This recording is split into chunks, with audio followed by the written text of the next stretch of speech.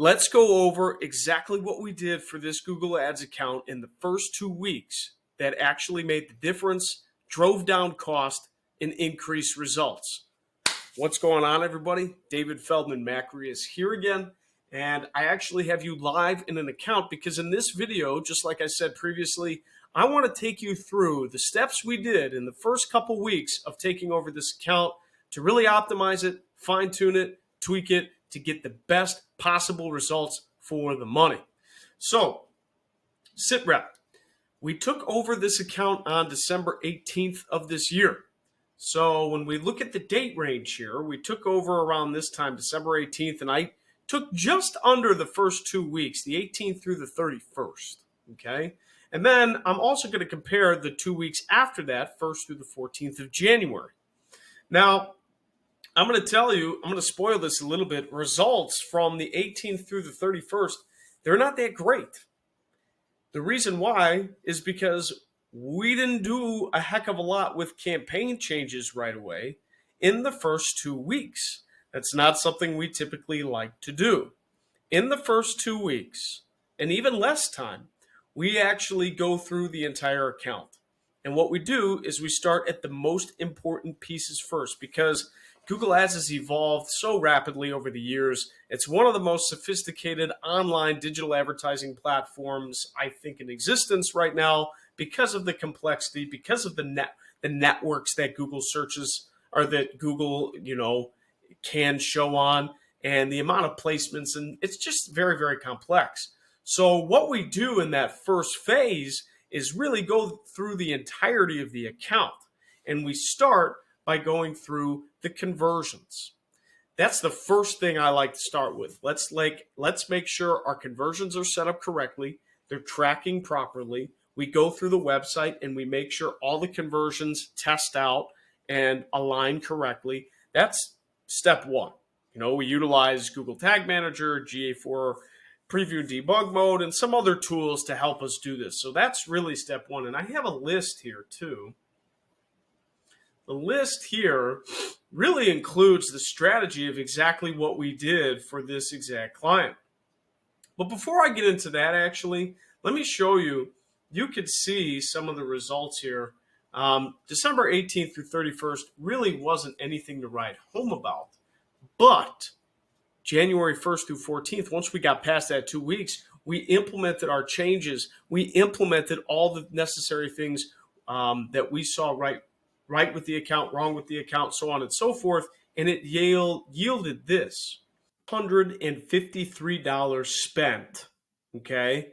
Now, that's pretty much the same period over period, and I'm looking at the 1st through the 14th of January compared to when we took it over in the 18th through 31st of December.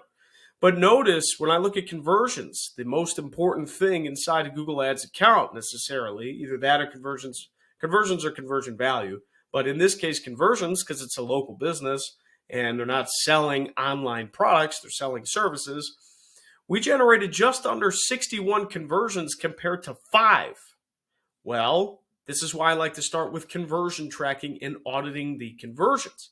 It's crucially the most important part of Google Ads, especially with smart bidding, machine learning, and all this advanced algorithmic ways of advertising, because Google's going to go after what's going to generate the most amount of results. So if you don't have conversions set up right, which they weren't in this account per previous of this date range and more in this date range, then it's not going to be right. So that's why, again, in those first 2 weeks, we don't really change a lot, but we audit everything and we make a roadmap of exactly what we're going to change. And our team really starts with going through conversions and making sure they're set up correctly, right? So if I walk you through this map here, this is really a very off-the-cuff roadmap that myself and my lead operations manager created. Week 1, we want to add conversions, test conversions, import conversions, go through conversion list in the last 30 or last 90 days, so different time ranges, and see which ones are getting conversions. If they are verified, then that they work. Okay, my English grammar wasn't so good in this off-the-cuff plan, but I think you can understand the point. We need to verify that all these conversions work and work appropriately. The ones that don't work, we don't necessarily remove right away, but we do mark as secondary.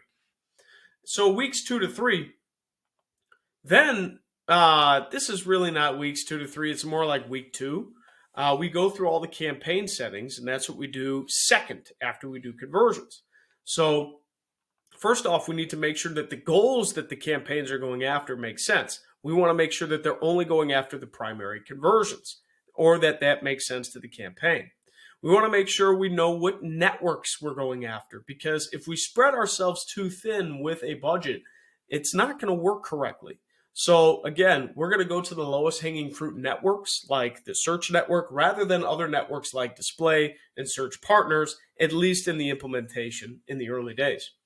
We're going to split up campaigns not only by keyword, but we're going to organize it by location, because the two main settings that you can change within Google Ads that really differentiate whether it should be a campaign or an ad group, in my opinion, are two things: budget and location. There are other things you can test and other keywords and things of that nature, but really those are like the main two core. If you know you have different locations, you may not want to target it within one campaign. So again, that's what we did as well, and we did it based on budget. We also were able to separate the brand name out of a lot of the campaign structure, because the brand name was falling into all these campaigns, and that dilutes performance and just mixes up things that shouldn't be mixed up. We looked at the keywords. We looked at changing broad match keywords to make sure we're going after exact and phrase. Again, going after that lowest hanging fruit to get the best result first. We started creating a negative keyword list, which really wasn't present, and then making new campaigns based on the strategy above.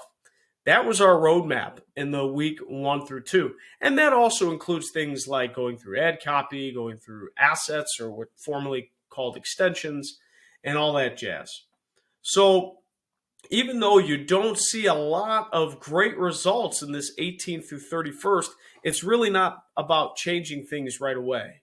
If you're going in an account, you really don't want to change a lot of things. And one of the things I really don't like to change at all is budget. Because most of the times when I go in here, if I can go in here and I can find out a way to make the account better with the same money, because there's oftentimes ways to do that, that's where I start first. We get some proof of concept, we let it run, we let it optimize, then we can say, okay, should we add, should we subtract, what have you. But let's start off with a similar budget. That's one of my key hacks to taking over any account or any campaign.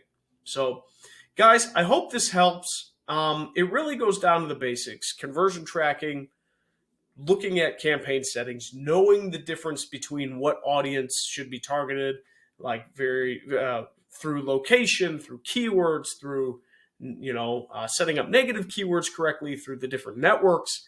And I talk about a lot more of that on my channel. So let me know what questions you have in the comments. I'd be very, very happy to go through them and comment back. And of course, help with anything Google Ads or digital marketing related, so you can make the difference for your clients, key stakeholders, and what you need to do. Thanks so much, everybody. Talk to you soon.